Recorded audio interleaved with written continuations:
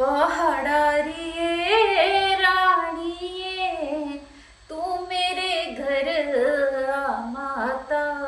पहाड़ारिये रानिये तू मेरे घर आ माता।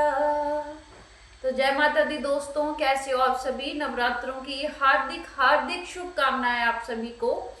तो आज नवरात्रे का जो पहला दिन है, आज से नवरात्रे शुरू हो रहे हैं और माँ शैलपुत्री जी का जो आज प्रथम नवरात्रा है, आज माँ शैलपुत्री जो माँ भगवती जी का प्रथम स्वरूप है, उनकी पूजा आराधना की जाती है। तो आप सभी जो है वो माँ भगवती की ये जो 9 दिन है, खूब सारी पूजा पाठ आराधना और खूब सारा आशीर्वाद उनका प्राप्त करें। और माँ भगवती जो है वो आप सभी के ऊपर अपने अपना खूब सारा आशीर्वाद बना करके रखे। तो आज नवरात्र है, तो मैंने भी सोचा क्यों ना आज अपने वीडियो की शुरुआत आज के दिन से करूं। और इतना शुभ दिन, इतना पावन दिन, तो मेरे लिए तो बहुत ज़्यादा महत्व है इन 9 दिनों का, इन नवरात्रों का। तो गाइस, जैसा कि आप सभी को पता है, माँ शैलपुत्री जी की जो आज उनकी पूजा आराधना की जाती है, भगवती जी के स्वरूप की। तो कैसे माँ शैलपुत्री जी का नाम शैलपुत्री पड़ा, तो इसके बारे में थोड़ा सा हम डिस्कस करते हैं। तो माँ शैलपुत्री जी जो थी वो पूर्व जन्म में जो थे वो माँ सती जी थे। जो उनका पूर्व जन्म था वो माँ सती जी के रूप में हुआ था। और वो उनका जन्म जो है वो प्रजापति दक्ष जी के घर में हुआ था। वो प्रजापति दक्ष की पुत्री थी। और प्रजापति दक्ष जो थे वो भगवान शंकर जी को पसंद नहीं करते थे, ज़्यादा पसंद नहीं करते थे। और माँ सती जो थी वो भगवान शंकर जी के साथ मतलब शादी विवाह करना चाहती थी। और अपने पिता की इच्छा के विरुद्ध जो है उन्होंने जाकर के वो भगवान शंकर जी के साथ शादी करी थी।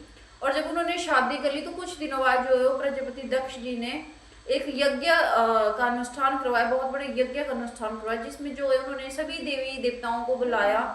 और देवी देवताओं को बुलाया और उसमें जो है भगवान शंकर जी को उन्होंने क्या किया कि आमंत्रित नहीं किया, बुलाया नहीं उस अनुष्ठान में। जैसे सभी देवी देवता उस यज्ञ में जा रहे थे तो भगवान शंकर जी और माता सती जी और माता सती जी जो थे वो उनको देखकर मतलब बहुत ज़्यादा वो हुए कि मेरे पिताजी ने सबको बुलाया है और मुझे आमंत्रित नहीं किया है, तो क्यों।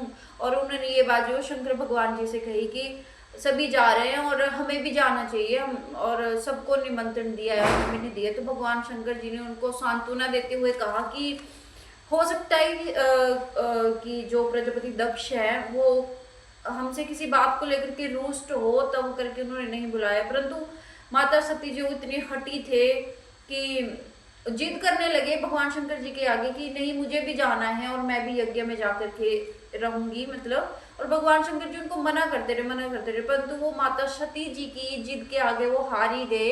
उन्होंने उनको आज्ञा दे दी कि हाँ ठीक है, अगर तुम जाना चाहते हो तो आप जाओ यज्ञ में। और जैसे ही माता सती जी वहां पहुंची यज्ञ में, तो उन्होंने देखा कि जो यज्ञ में सभी देवी देवता आए हैं और जो है वो उनका बड़ा आदर सम्मान किया जा रहा है, उनको आसन लगाए गए हैं, अच्छे अच्छे बिठाया गया है, उनके चरण धुलाए जा रहे हैं, आरतियां उतारी जा रही है। और जैसे वो पहुंचे वहां पर उन्होंने देखा भगवान शंकर जी का तो कहीं नाम ही नहीं है, कोई उनकी बात नहीं कर रहा है, कोई ऐसा मतलब आपस में।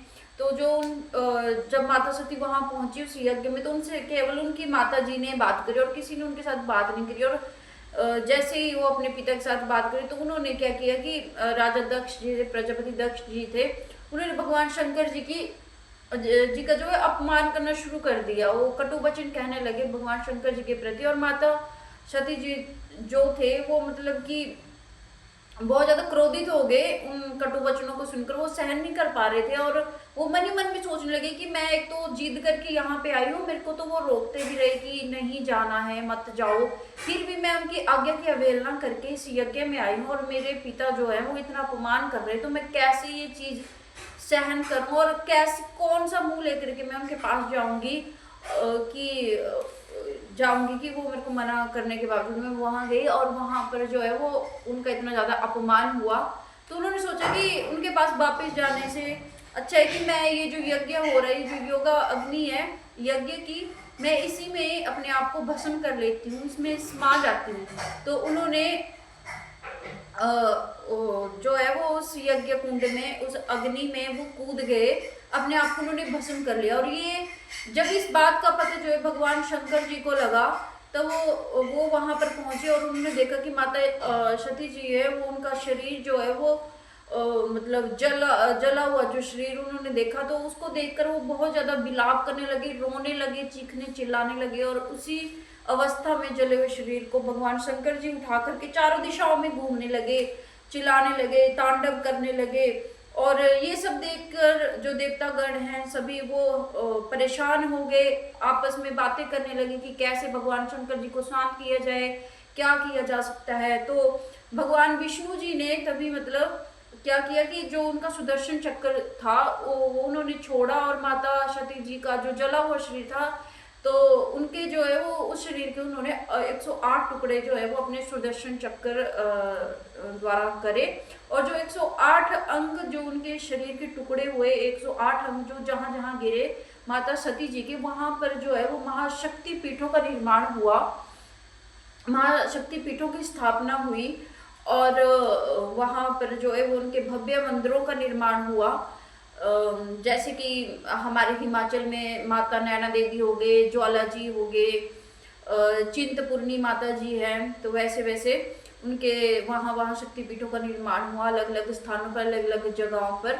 और जैसे उनका फिर नेक्स्ट अवतार हुआ, तो भगवान शंकर जी ने जो है वो राजा हिमालय और रानी मैना, जो उन्होंने उनकी तपस्या करी थी माँ भगवती जी की, और उन्होंने उनको वरदान दिया था कि मैं अगले जन्म में जो है वो आपके घर में पुत्री के रूप में जन्म लूंगी। तो वैसे जब उन्होंने मतलब माता सती जी का नेक्स्ट अवतार हुआ, अगला जन्म हुआ, तो वहाँ वो जन्मे भगवान सॉरी हिमालय, राजा हिमालय जी के घर में जन्मे और रानी मैना जी के घर में जन्मे। और जो हिमालय है उसका एक पर्यायवाची शब्द है शैल, शैल भी कहा जाता है, जिस कारण जो है वो शैल पुत्री कहलाई जो है वो माता पार्वती, उनके घर में जन्म हुआ उनका। और शैल पुत्री होने की वजह से शैल पुत्री जी माता जी का नाम पड़ा। और यही शैल पुत्री माँ है जिनके आज जो प्रथम नवरात्र माँ भगवती जी का जो स्वरूप है, आज उनकी पूजा पाठ आराधना करी जाती है।